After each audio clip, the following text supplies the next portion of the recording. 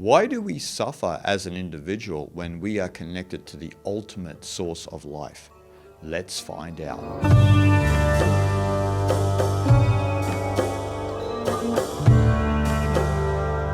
From the ultimate perspective, suffering does not exist.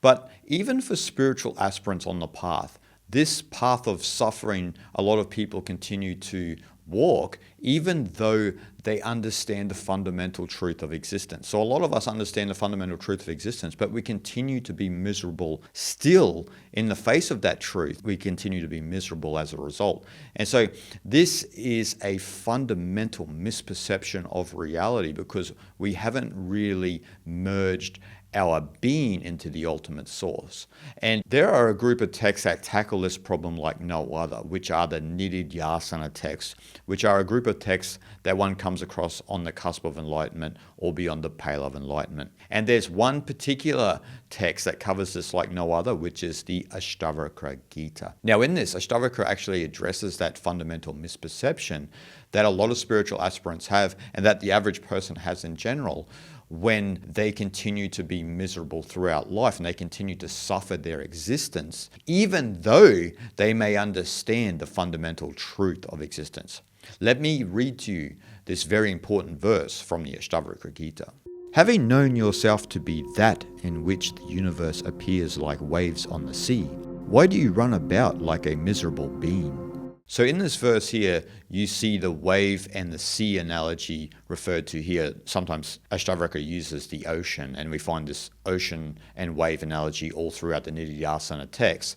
And so we find this analogy, and it's interesting because Ashtavakra says that when you understand that the universe is but a wave on the sea, the universe, he's talking about the whole entire universe here, you included everything else, space, form, energy, everything is just a wave on the infinite sea of Brahman, the ultimate reality.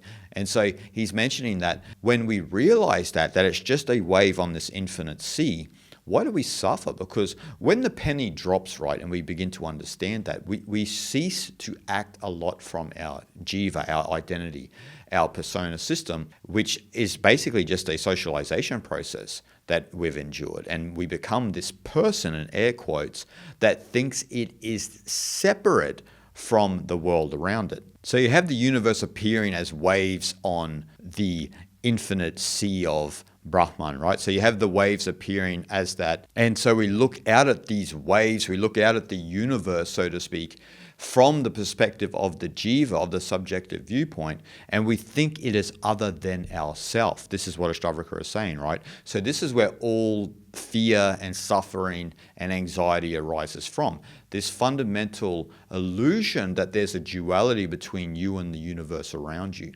Even from a holistic perspective, we should even look at ourselves as an integral part of the universe, even if you're looking at it from a dualistic perspective. And so then fear should naturally subside. But when we're looking at it from the ultimate perspective of Ashtavakra, we are seeing that we are not separate from the universe around us. We are not separate from anything. We are one with everything because Brahman alone exists.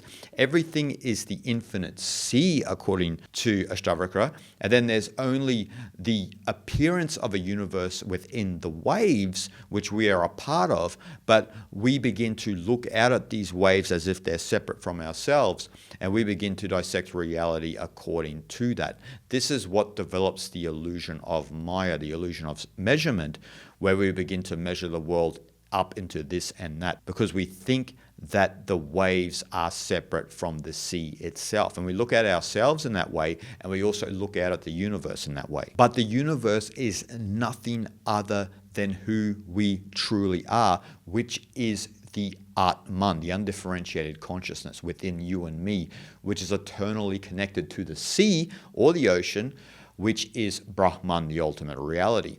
But the jiva thinks that it's the waves, right? Because the jiva sees the appearances and measures the waves on that infinite sea and doesn't understand that it is one with the sea. It is just waving, but it is not being one with the ocean. And so our Atman is infinitely one with the sea, with Brahman. And only fear can arise when we are obsessing over our own jiva. And so a lot of people suffer essentially in the world because we have this ingrained obsession with ourselves where we're constantly thinking about ourselves all the time.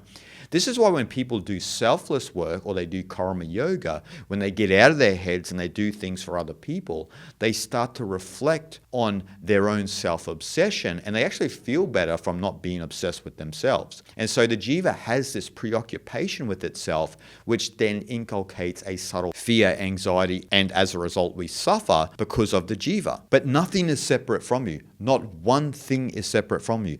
But the problem is you've identified with your own subjective viewpoint. And because you identify with this subjective viewpoint, you continually obsess about yourself. You defend your beliefs. You defend your opinions. You want yourself to be better than others and so forth and so on. There's no end to the jiva's preoccupation with itself. So the medicine for this is to understand that your wave is not separate from the ocean. You are one with Brahman. And so fear should not arise. Why would anyone be miserable, as Davrika said? Because you are one with the ocean. The reason why you run around as a miserable being is because you're seeing it from that subjective viewpoint. You continually think that there is you isolated from the world around you. And that's at a very basic level. We're not even talking about here that Atman is Brahman. Just this idea that you think you are separate from the world around you is a fundamental illusion that people carry around with them each and every day. But you are it. You are one with the ocean. You are Atman, which is Brahman. And it's just this preoccupation with your jiva that is the problem. That's where all the fear and anxiety arise from. And the irony in turn is one that realizes that they are not separate from anything and that Atman is Brahman, that the wave is infinitely the ocean, then one becomes calm, serene, peaceful, and fearless and don't care what anyone thinks or what people think of them because you are one with it. And it would only be a jiva judging you, or it would only be a jiva condemning you or laughing at you or whatever, would be the result of you understanding this fundamental truth. So you essentially become one with Brahman. And in becoming one with Brahman, you experience the unassociated bliss of Ananda in Sanskrit. You experience that bliss because you're not preoccupied with your jiva anymore. Your jiva doesn't exist. So you're not obsessing with yourself because there is no yourself. You've stopped obsessing with yourself because you've cleansed that out of yourself because that wave was fundamentally one with the ocean. And so why would you obsess with a wave when you can see the ocean for what it is? There's only the ocean and there's only ever been Brahman. But we've been preoccupied with this illusion that we are separate from the world around us. But I'm here to tell you that you are fundamentally one with Brahman because within you is the pure non-dual consciousness, undifferentiated consciousness of Atman. Shanti, Shanti, Shanti.